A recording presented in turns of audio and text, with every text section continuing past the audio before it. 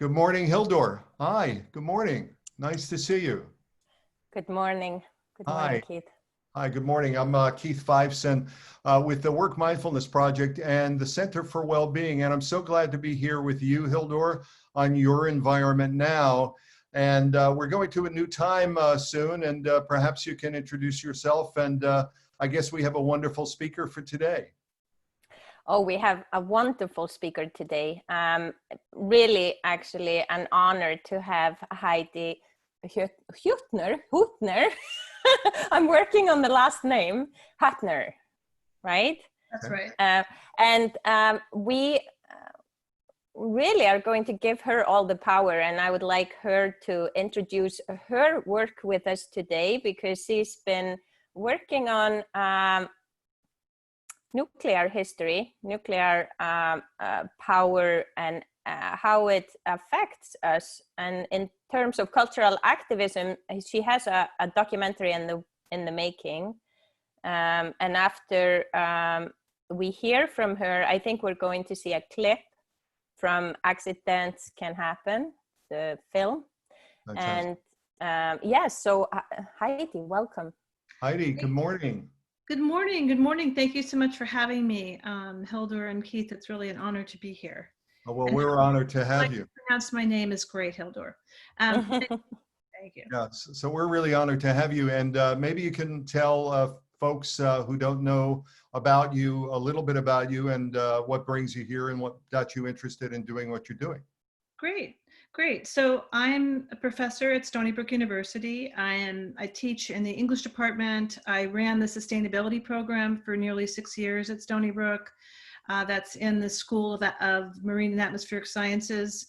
And I had the opportunity to be a dean there, which was sort of interesting for a little while, an associate dean, because I'm not a scientist. But I really love that interdisciplinarity and working with people from all these different fields.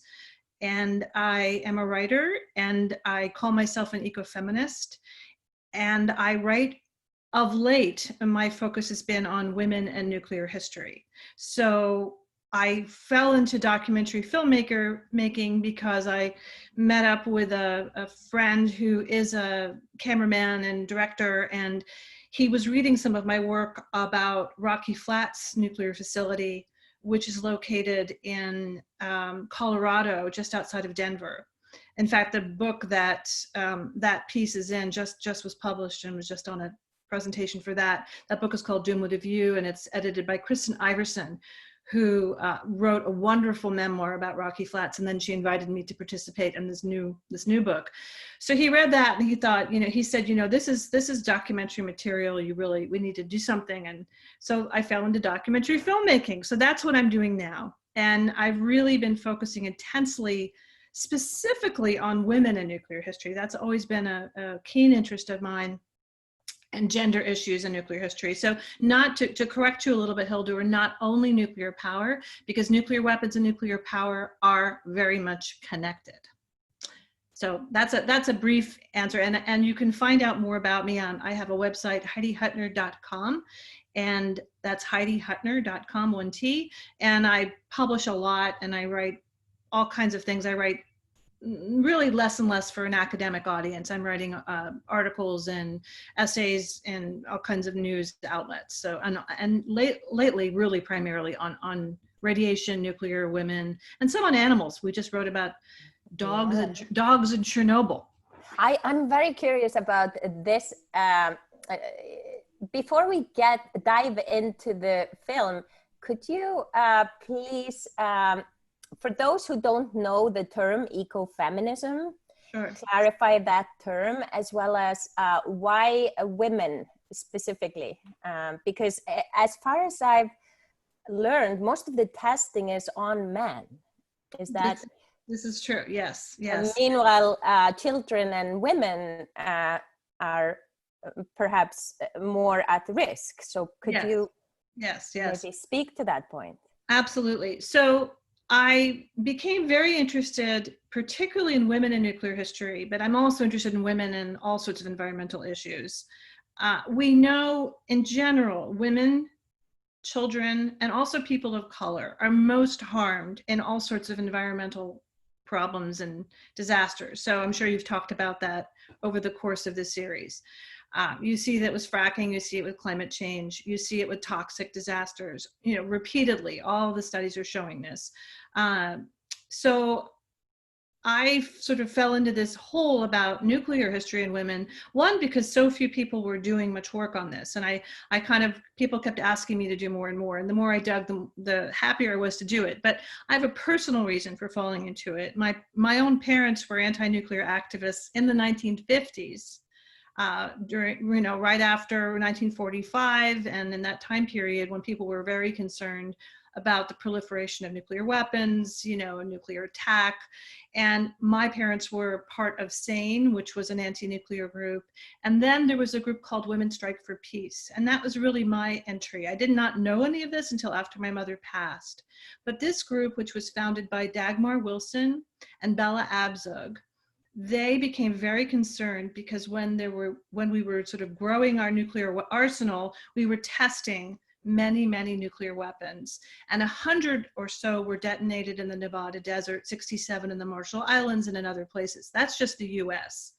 What scientists started to look at was the fallout from those tests in the Nevada test site, was it spreading? The government and the military was saying, no, it's just staying in Nevada. Well, as it turns out, the radiation fallout was spreading across the US, well, around the world. But they looked at baby teeth. It was an easy way to determine this because baby teeth fall out.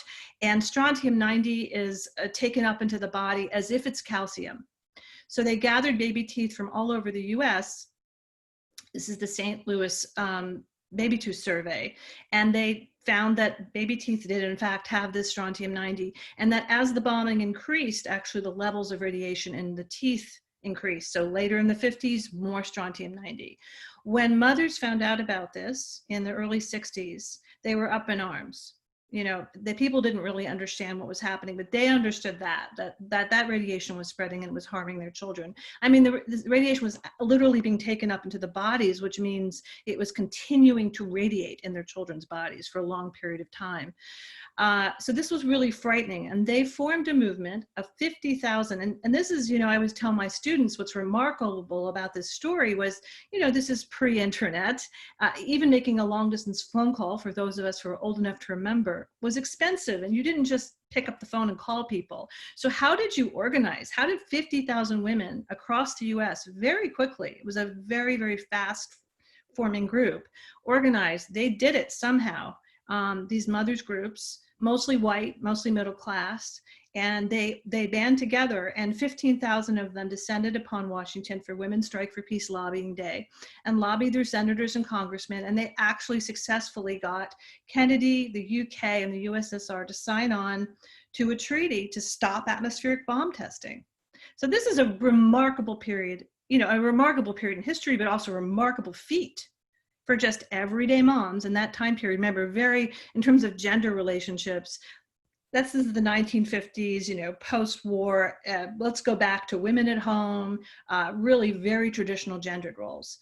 And, women had been working during World War II, and then, so let's go back, and it's the growth of suburbia and really rigid kind of codified gender roles.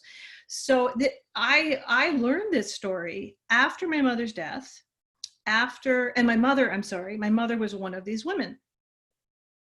And I knew my parents were activists. They did a lot of, peace activism through the 60s. But I didn't know my mother was actually part of that specific movement. I saw my parents as sort of a team doing all sorts of stuff, but not that. And that is a remarkable thing. I mean, signing a treaty to stop atmospheric bomb testing, UK, USSR, and the US. So learning this after her death, many years after her death, and let me add, at that point, my mother had died with cancer, my father had died from cancer, and I had just had cancer. And I was pretty young at that point. I was in my 30s. So when I learned this, it was sort of stunning, because I was already thinking a lot about environmental contamination and disease, cancer rates having gone up so much post-World War II, and with all of the other sorts of contamination. Rachel Carson's talked about it, and I'm sure you've talked about it on the show, and Sandra Steingraber, and all the unregulated chemicals. But I really hadn't focused specifically on radiation and nuclear. And suddenly these, all these alarm bells went off, and I started to think about, well, what other forms of radiation are in the environment don't we know about? But also specifically, why didn't I know this story about my own mother? Why didn't I know this story as a feminist scholar about women's work in history, as someone who knew a lot about environmental history? And what other stories about women's accomplishments did we not know? So it turns out women have been very much involved with anti-nuclear work all along to this day. I was recently at there was a treaty to abolish nuclear weapons that's going through the UN now, and I was at that event in 2017. They passed that treaty. Of course, we need signatures from around the world, but that room was filled with predominantly women. And everyone I spoke to, even the men, said, yes, this has always been a women-led movement. So, you can say that, but there's also bigger ramifications. So if you bury, these are things I think about, and I talk to my students about in my classes. If you bury that history about women's strike for peace, which is the way I look at it as a feminist scholar, I look at it as, why don't we know this? Why isn't this story in our history books? Well, it's a dual thing. You're both silencing women. Oh, it's triple. You're silencing women. You're silencing the power of activism. Look what people can do if they rise up and work together. And you're silencing a really important piece of environmental contamination and knowledge. It just lost all of those things.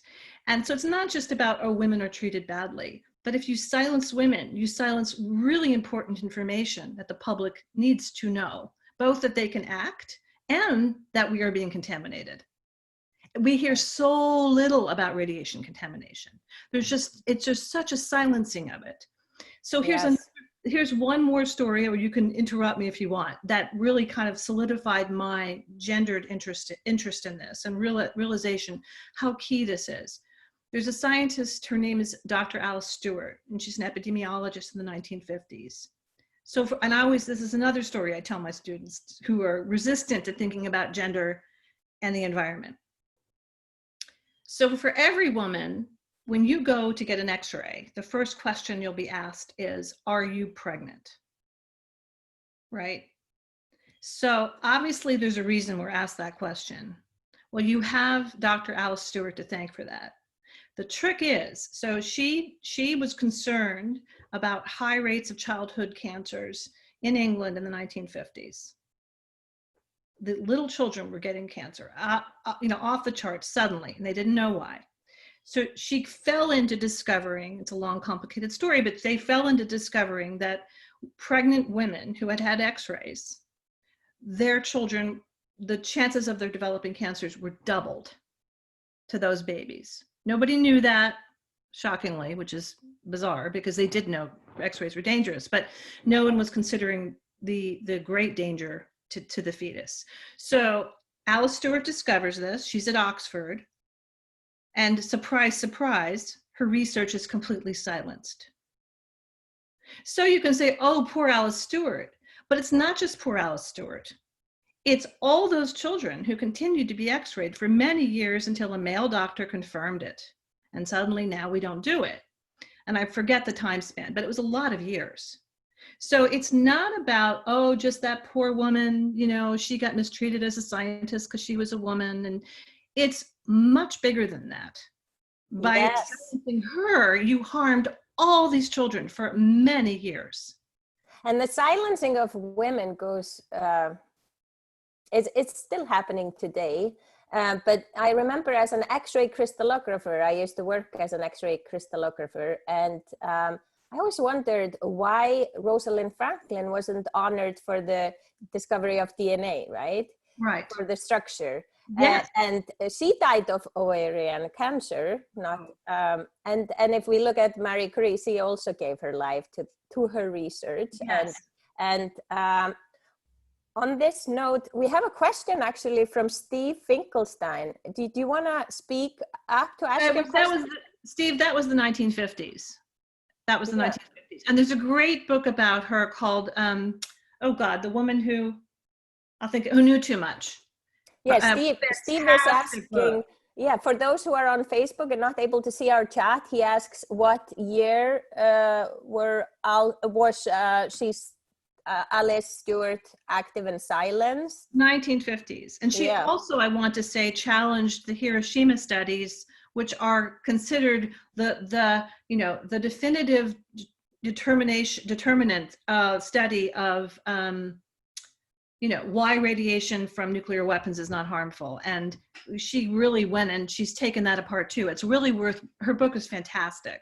One last piece I want to add about radiation and gender, which is really important. And I have Mary Olson to thank for this. She has a radiation and gender project. She should definitely be acknowledged. She's amazing and been very supportive and helpful to me. And I also want to thank Cindy Folkers at Beyond Nuclear, who's also doing remarkable work on women and radiation issues and activism. And I'll talk about both of what they're doing. And Arjun Makhijani, Dr. Arjun Makhijani also looked into this. So the BEER-7 study, which is a health study on radiation impacts, they went and looked at, and Mary Olson in particular has taken this and she's brought it to the UN and presents this around the world. And what they found is women are twice as likely to get cancer from the same exposure to radiation as adult males. And children, many, many more times, 7 times or more for girls. Boys, it's roughly 5 times or more. And obviously, the younger the child, the greater the rate of incidence of cancer from that exposure. And women are nearly twice as likely to die from that same exposure. But here's the catch. Safety regulations are all based on what's called the reference man. At 25 or so, I think that's the age, adult white male. So, and it's never been looked at in terms of people of different races.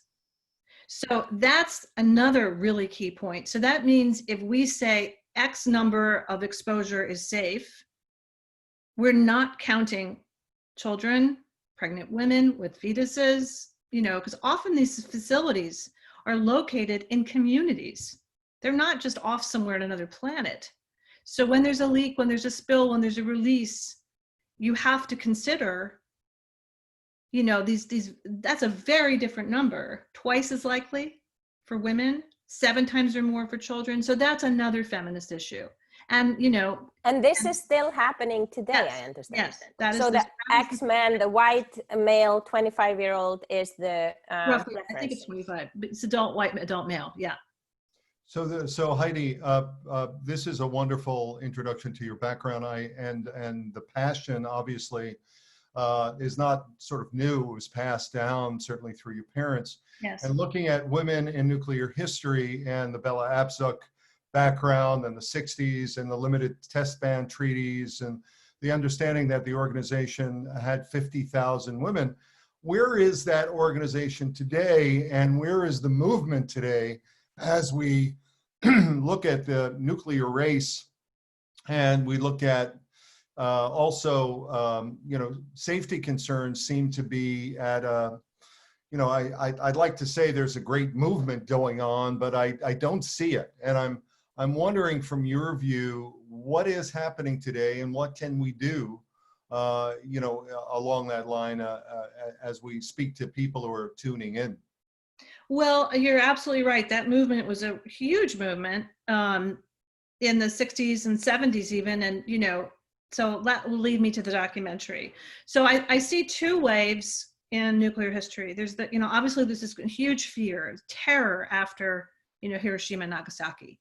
It was a very new technology. People didn't understand it. It was really scary. You see lots of monster movies, if you go even to popular culture, it was hiding under the desk. I remember. Yes. We all went down to the basement and we hid under the desk, and we were all trained. There's none of that today, though. There's no bomb shelters or anything. So no. And so this was this big period. Then, and I've asked my mother's friends who are alive, who were part of Women's Strike for Peace, well, what happened? And then what they said was, well, we thought we solved it. We got this limited test ban treaty passed, and we thought, okay, the big problem's over. And then of course Vietnam took off, and so all those women, actually, including my mother, worked at peace centers and were really trying to help with that. They focused on that, a lot of them, and then that war ended, and then suddenly you have the 3 Mile Island meltdown, and you have, so this was now in the popular culture, and there were major protests. There was a 1 million person protest in Central Park in 1983. So it wasn't, just located in Pennsylvania, that concern, and it became global. I mean, my co-director is Dutch, and he was very well aware of, they called it Harrisburg. It's interesting. They didn't call it even, they didn't call it 3 Mile Island, but they said the Harrisburg meltdown. So they were really afraid. And Europe was very active at that point. The Europeans were very active. And then 5 years later, or so, 5.5 years later, Chernobyl happened. So there was this great concern. And you also saw, even as 3 Mile Island, that accident happened, 12 days before 3 Mile Island, China Syndrome came out. But of course, China Syndrome, which is about a fictional nuclear meltdown, might not have made much of a mark if 3 Mile Island hadn't happened. We don't know. I mean, they kind of fused together in the popular culture. But then you have a bunch of films. You had the Silkwood film, and you have The Day After, and you have Testament. And those were hugely, everyone was watching them and talking about them. And so the nuclear fear was back again. And then it kind of faded off pretty quickly. Within a 5 or 6 or 7 year period, that was not the focus anymore. But the environmental movement was, maybe 10, was heavily invested in that. There were concerts. Some of you may remember the No Nukes concerts, James Taylor, Jackson Browne, Bonnie Raitt. They went all over the country. It was wildly popular. They had a film, the No Nukes tour film. So what's happened? It's a curious question. Why did it fade? We did head into a very materialistic time period, is the age of the mall. And I don't think there's a simple answer. I don't have a simple answer for that. I think we thought with the Cold War ended, then we didn't have to worry about nuclear weapons. That was another thing. I mean, we had this intense Cold War, right? So that kind of kept the heat on. And once that kind of faded, it wasn't in the concerned area. But also you have to remember, people were not active.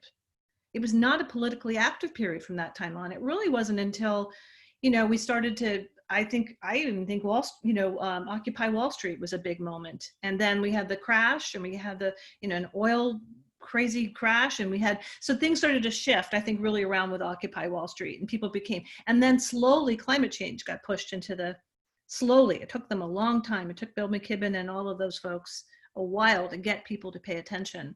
And somehow now it's not considered in a large scale way in the US. Now, as I said, at the UN, at the signing of that abolition treaty, and all those folks working, there's a huge European group concerned about nuclear weapons.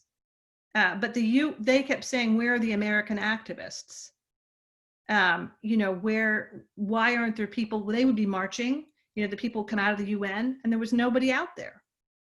People in the US don't seem to be aware or concerned about nuclear dangers. And it's a big question why. You could say it's successful PR.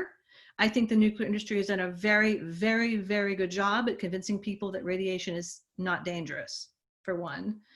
And, this is a mystery. Why at one point in time do we, is it something to discuss? Why are we not afraid of nuclear weapons?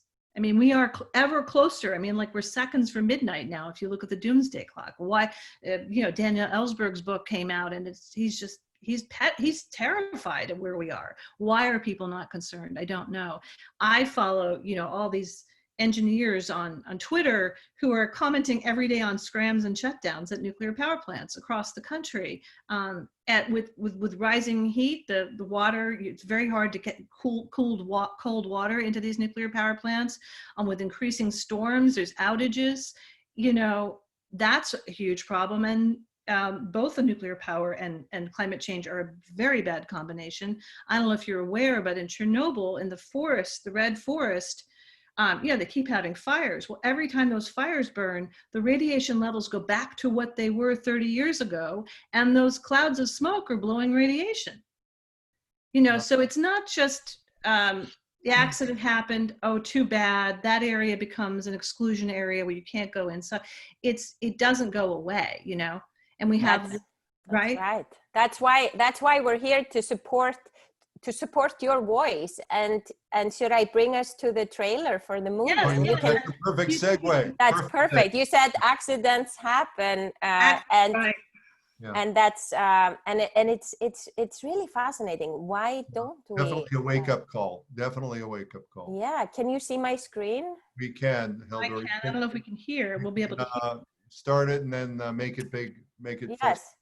I want to keep the, so you may be able to see here, the accidents can happen, the film.com is the website where I'll be playing the trailer from here. And very important button. Now we're talking about who pressing the button. So in order to support your work and really stress the importance of this awareness, you're basically raising awareness about something that we should be concerned about, and somehow culture has it that we worry about some things and not others. It's very we're blindsided. We're not concerned. We're not awake and aware. But here's a button where we can donate to make a difference, and here is why accidents can happen. The women of 3 Mile Island. This is the trailer for a documentary you're working on right now. Yes, I'll just say a couple of words about it. So this documentary is part of a larger project where we hope to do different locations. That's the plan. This is a feature. It's a full feature about 3 Mile Island, but part of that will include things I'm talking about now. There will be, there'll be kind of big picture discussions, but also we focus on 4 women who lived through the nuclear disaster at 3 Mile Island. And I just want to quickly say that is the part we don't get to know. We get to hear from typically men, because the nuclear industry is really male dominated, as is nuclear policy, and as is the Nuclear Regulatory Commission. It's always been male dominated. And we don't get to hear from, I hate to put it this way in very simplistic terms, the little people, the people who actually live next to the power plants, who lived through the disasters. We don't have any idea what they experienced. So I wanted to go in and get to know the families. And we spend a lot of time with them. And so we're telling their story. And so if I start the movie now. Hopefully you should hear the train whistles going. I don't know how well Zoom is going to You should be hearing it blasting. So it may or may not we may not get the sound, but everybody can go to the website and watch this. Maybe you can put the volume of your computer up with the sound too.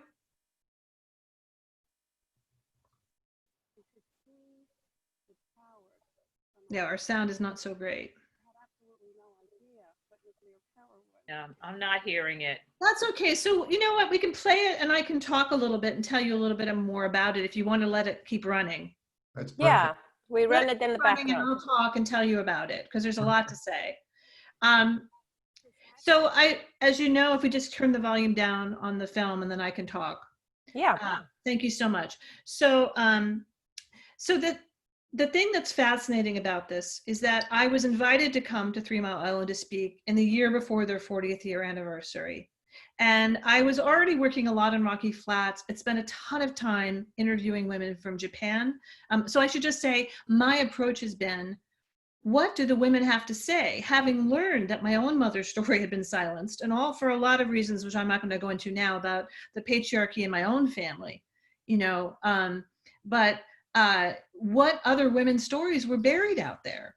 I mean, I'd already found 2 major ones that significant. What other women who had done remarkable things and had made discoveries, scientific, had done incredible pieces of activism, which we needed to know about. What other pieces of legal history had been buried that are key for us understanding the way our country works, the way our government works, the way environmental policy works in regard to, it can go on and on. So I have spent many years now, really since, well, it's about 15 years now, where I've been interviewing women from all over the world, from different nuclear disaster sites. So I fell into this. I was invited to come speak, and we went at 4 a.m. which is the time of the nuclear meltdown when it happened on March 28th in 1979.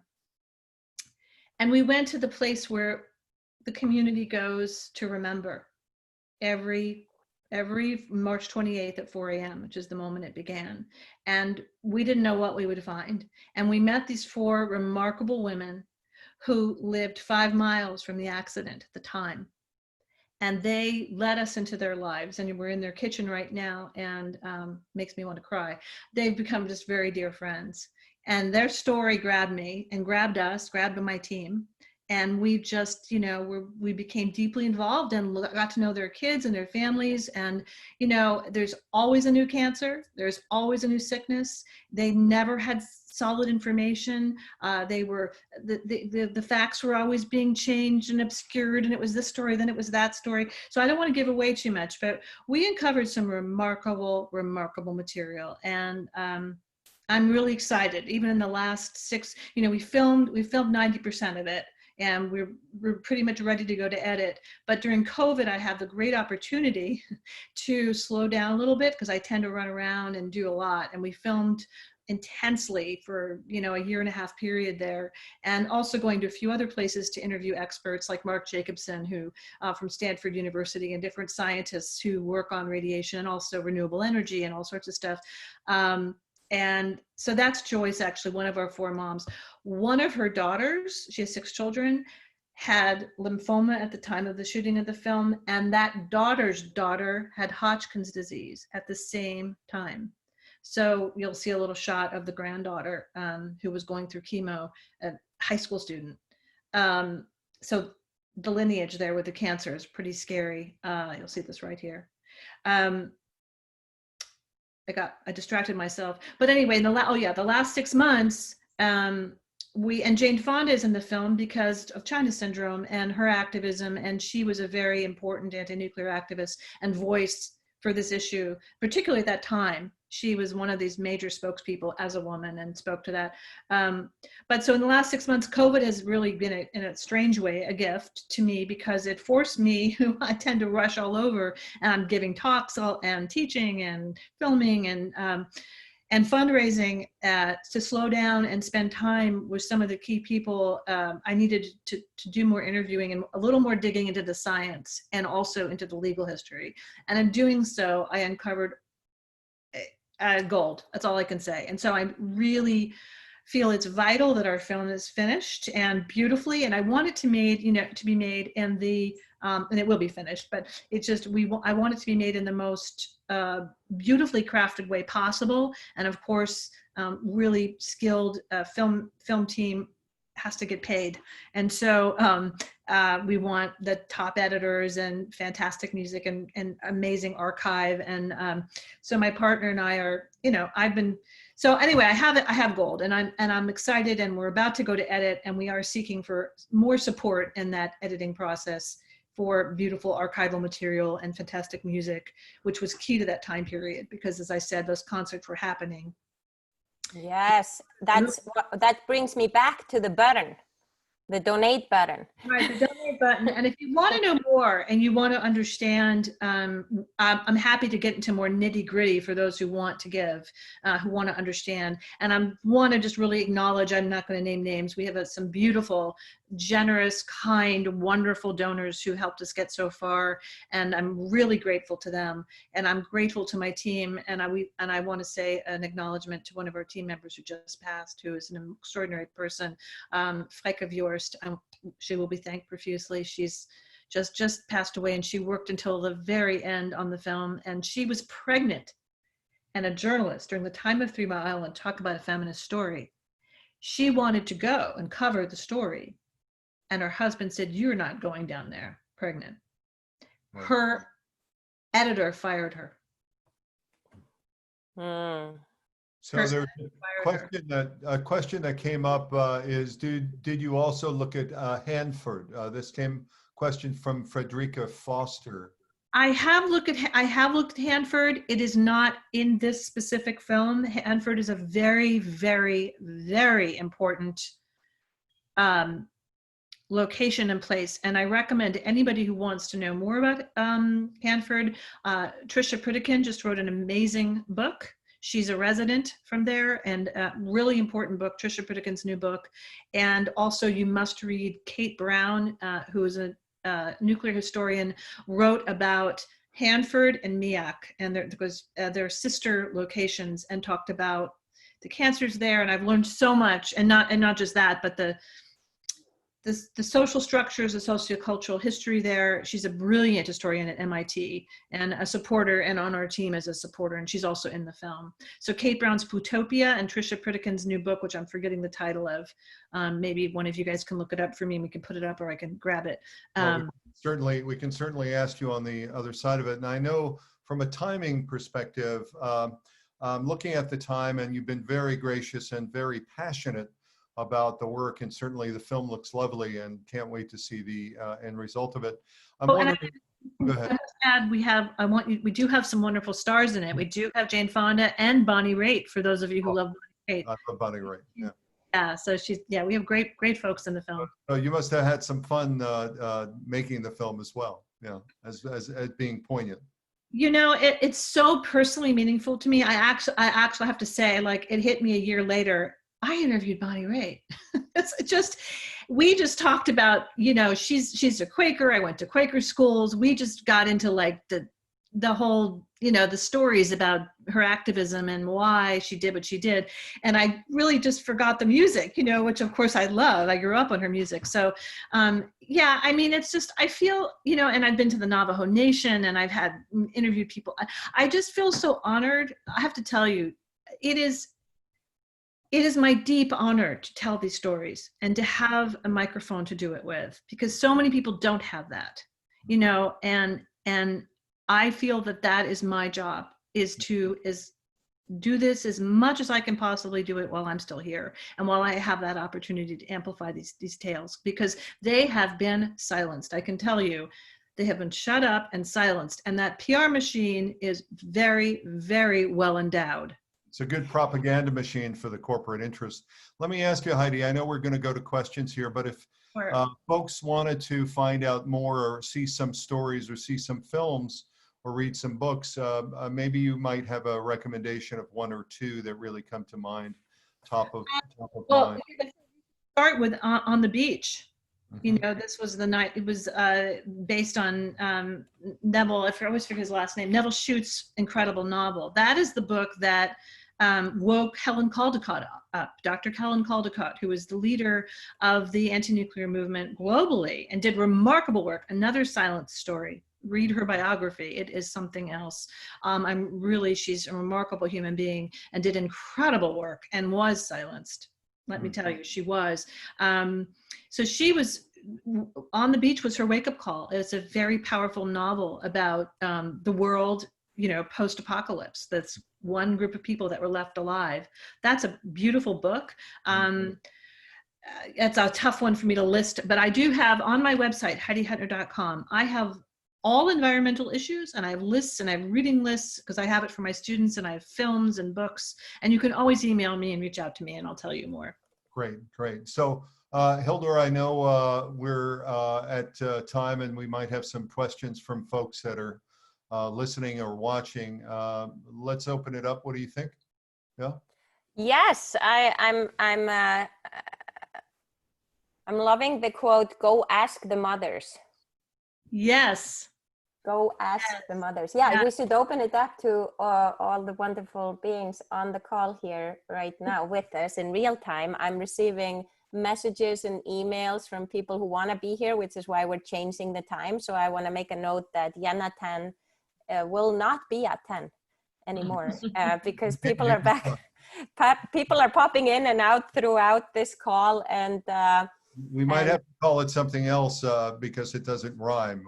Yeah, we'll come up with something that rhymes, but we're going to change the time, and we're excited that the Landmark Theater in Port Washington will be our marketing partner. So we'll expand the reach, but we're happy to be recording to YouTube. So we'll be sharing this important segment beyond our group today. But So To all of you on the call right now, does anybody want to? if you unmute yourself, I think Claire has a question. I'm wondering about the microwave. How bad is it for us? We all use it every day. I think that's a wonderful question. It's a good question. I don't think I'm qualified to answer that question. I don't, I think you have to be careful. A good person to ask that question of is Cindy Folkers at Beyond Nuclear. She's really an expert on radiation and health. That's her entire focus in life. And if I had that question, that's who I would write to. And you can reach her at Beyond Nuclear, which is a nonprofit organization. And she's an expert. You ask her, she'll tell you. Great. Okay, and other questions that might come up, realize unmute yourself. You will go on video as a part of the recording and be a part of the call, be a part of the show. Anyone else? Well, I actually have I'm going to say a comment, Heidi, you, because this is back to my mom's situation, who was a mother during the 50s. And to even sort of broaden the problem, not the problem, but the tragedy of women not being able to speak up and have their voices heard. My mother went through I say was a refugee from Europe, from Italy, and went to college here and got into law school twice.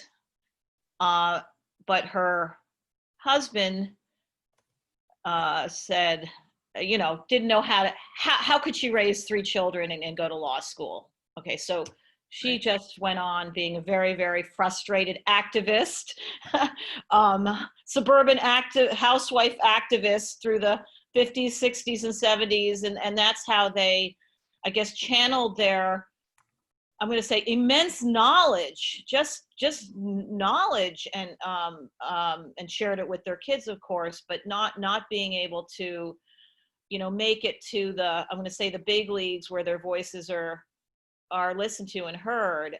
So it's just a huge tragedy, just huge. It is, and I started out as an 18th century British literature scholar. Yeah. So I was part of recovering women writers from that time period.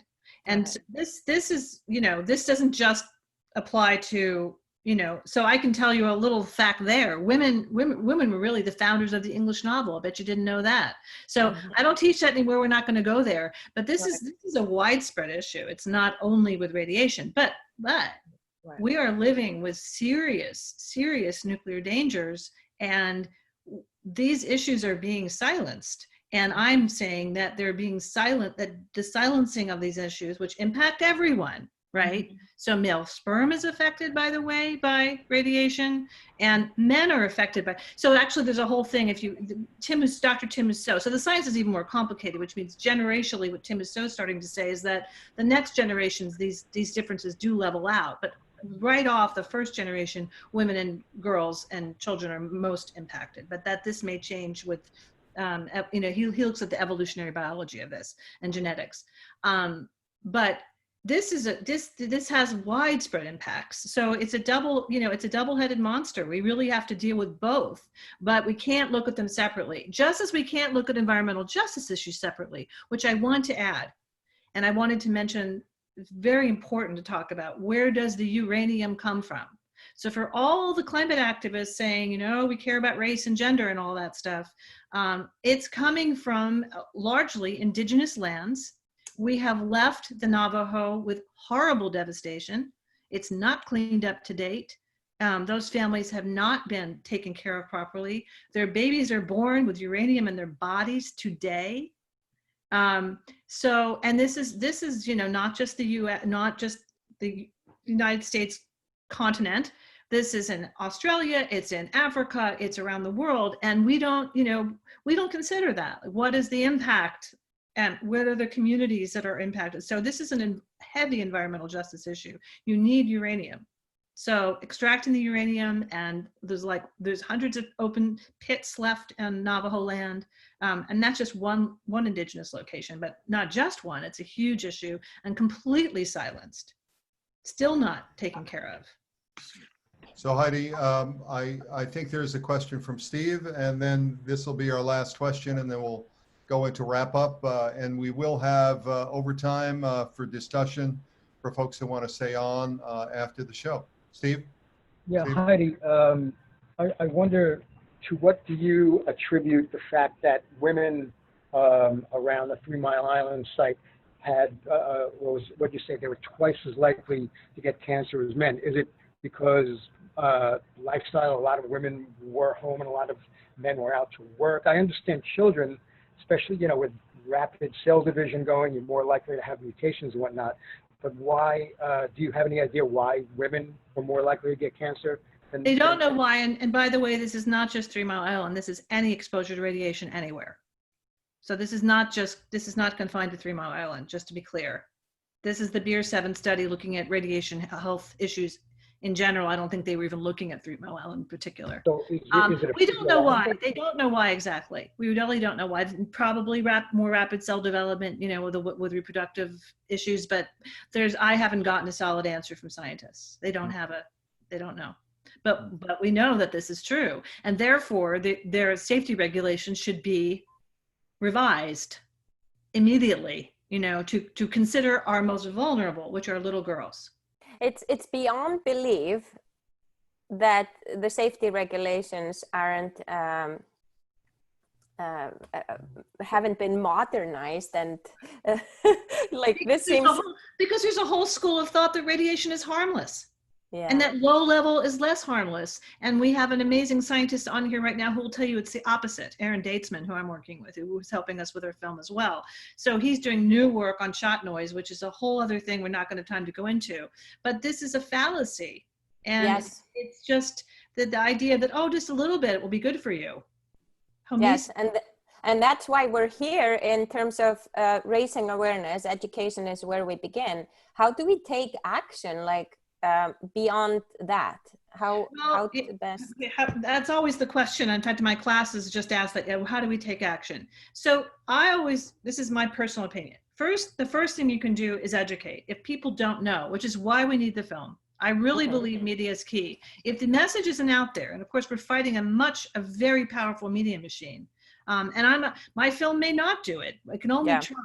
But I feel like people just don't know. There's no information anywhere. It's not in environmental studies classes. You'd think it would be. It's not. We don't talk about it. We just say nuclear is good. We need it for climate change. That's the message now in the environmental world, largely, or no message. Yes, and there's another website that comes to my mind, Beyond Plastic. It's the same, the plastic lobby, the petroleum industry. You know, in terms of, like, we're living in this sort of, there's layer upon layer of misinformation. Yes. And I think, you know, what'll happen is, and it's grassroots. People get concerned, they hear about it, they get upset, they start looking at their own community. Unfortunately, it seems to happen after an accident happens. So, you know, 1979, that community around 3 Mile Island rose up. They didn't even think about a nuclear power plant before that. They had no idea it was dangerous. They didn't know what nuclear power was. When I ask my students, do you know where the nearest nuclear power plant is? They have no clue. They don't know. Most people don't. So the first step is, you know, education. So that's always been my thing. So, I mean, I do it in my classes, but I do believe media can help. And then you have to get involved. And there are lots of groups. I mean, I live in New York. So the Indian Point group is getting stronger. And one of the interesting things with Indian Point activism, which is very interesting, as the fracking pipelines are going through New York, and the fractivists, who are very, very strong and wonderful people and doing great work, got really concerned about the pipeline going right next to Indian Point nuclear power plant. 100 yards expanded gas pipeline, very large, high pressure gas pipeline was built 100 yards from the switchyard, 100 feet, I'm sorry, from the switchyard at Indian Point nuclear power plant. When local people realize that, and you put the fractivists and the anti-nuclear group together, they've become very strong, and they're a great group. Not that they weren't strong before, but it was hard because there was so little attention at Indian Point. There wasn't a meltdown. There wasn't an accident. There was no reason to be immediately worried, I guess. I mean, I'm worried. After Fukushima, you would have thought. Well, I met with a bunch of Japanese women who came here from Japan, and they said after Fukushima, and they spoke and they said to me, you should be worried about Indian Point. Don't worry about us in Japan. You've got 40 years of nuclear waste sitting in spent fuel pools above ground, 20 miles from a big city. What do you think can happen there? A lot. You should be working on that. And that's so hard to bring that attention to that, you know, and of course we all have competing concerns, but get involved with your local group, find out, educate yourself, support. And your website, Heidi, is a wonderful, wonderful resource for education. Looking at there, you've got about 40 videos that in interviews and a lot of resources. So in terms of time, that would be a great place for folks to go to. Your website is HeidiHutner.com. And Yes. I'm not sure if I'm pronouncing your last name correctly. I think I'm doing okay. You're doing great. HeidiHutner.com. And again, there's a list of environmental organizations you love, a list of videos, a list of various resources, which is really fantastic. And I think overall, my takeaway here is really passion, and to really understand that it's not, you know, short-term interest and long-term expense is, you know, just because you see it doesn't mean it's, you can't see it, doesn't mean it's not a threat. And I think. Oh, he's frozen. I'll talk till he comes back. Yeah, that was a good point he made. That was a good. Yeah. I created the website really to be an educational tool. So I have interviews with the top experts in all these different fields. I have Bob Bullard, video interviewed with him before all the Zooming. We did it in our TV studio on my campus. He's the father of the environmental justice movement. You can watch for 10 minutes and you learn really what environmental justice is in a quick summary. Obviously, you can go learn a lot more. Fantastic. Yeah, but go to my website. I love that. And feel free to reach out to me. I'd love to talk to people. And and we really could use some support with finishing the film. It would make a huge difference. And I do believe our film is filled with information people need to know, and they don't know, and it's not anywhere else. Yeah. And I also want to point people towards your TED Talk. I liked, I had seen it a while ago, and I really enjoyed you bring up a lot of points that need notice, and just with the eco-anxiety, the climate grief, that those who are awake and aware are feeling, and we're here to support each other. And you brought up a very important point of different groups coming together and supporting each other, because this is a, this is a fight for life, fight off a lifetime. So it seems, and we have to be very careful about fighting each other. A lot of times activists get bogged down in wasting their own energy and fighting each other. internal wars, yes. We're really fighting for a healthy planet. We need to come together. We need to support each other. That's absolutely right. It's exactly. Instead of the instead of the ecological, in the eco self, we go to the ecological self. Well, and ecofeminism is about deconstructing a patriarchal structure, which is about domination and power over. We don't want to reproduce that in our groups. We want to come together. We want to work as a team. We want to support. We want to take away power systems, not reify them, not build them back up again. So I call it our world now, meaning our world now own responsibility. I like that. Maybe that's the new name, Hildur. Maybe we're figuring out our new identity after this first series, our Zoom series, and I really enjoyed this. I enjoyed the webinar with Heidi, where she was hosting Teocassin ghost tours. Yes. And I really appreciate how you give voice to those who matter and to what matters. And on that note, I remember especially what he said. There's not a one Native American voice that comes to mind, because we all contribute each in our own way. People don't burn out, they serve a bigger purpose in that way, and we're here to support each other, and we must always keep the big picture alive. So Hildur, on that note, I think we'll go to overtime, perhaps end this series, but this has been a wonderful group of shows that we've had. We're going to start with a new time slot, who knows, maybe even a new name, and figure it out as we go forward with the help of Landmark and with the help of all of you who are on, as well as our speakers. Heidi, thank you so much. Thank you. I'm honored to be For your here. enthusiasm. It's been really wonderful. Thank you so much. Really honored to be with you both and with everyone who came today. Thanks. And thanks for people who watched live, if you did. Yes. HeidiHutner.com, Heidi.Hutner@stonybrook.edu. That's a way to reach Easy you, to Heidi. find, yeah. And if you have ideas, I would love ideas about how to improve our series. Also, your suggestions for speakers, you can email me at hildur@sol.center. And, and we thank you for your participation. Sorry about that, Hildur. Yes, thank you so much. And I'm Keith Fiveson with the Work Mindfulness Project, workmindfulness.com, and the Center for Wellbeing in Manhasset, New York. And I want to thank everybody for tuning in, and we're going to go into overtime, and we're going to stop right now.